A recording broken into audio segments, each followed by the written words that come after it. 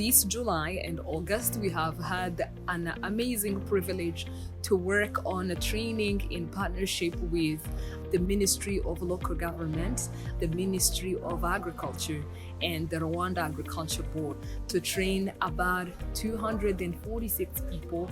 120 of them are farmer champions from 120 sectors in the country, and the other 120 plus is sector agronomists from those sectors. That is actually 4 sectors per every district in our country.